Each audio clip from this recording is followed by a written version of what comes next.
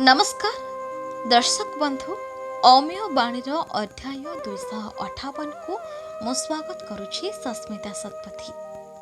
दर्शक बंधु घरे थिबा माँ को खुशी रख मंदिर माँ आपे खुशी हो जिबे।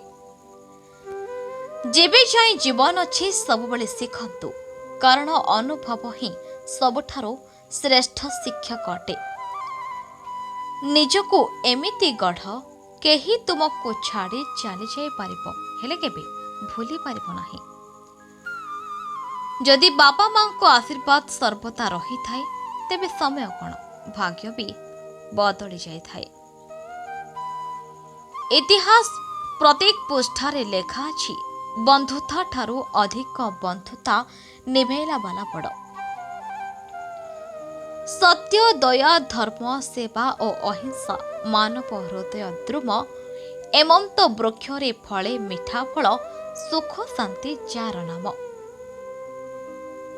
जीवन रे सम्मान मिलू कि अपमान मिलू दुईटी जाक आम पाई भल होई थाए कारण सम्मान आमको आगको जीवा पाई प्रेरणा जोगाई थाए आ अपमान आमको भल बाटको जीवा पाई शिक्षा दे थाए।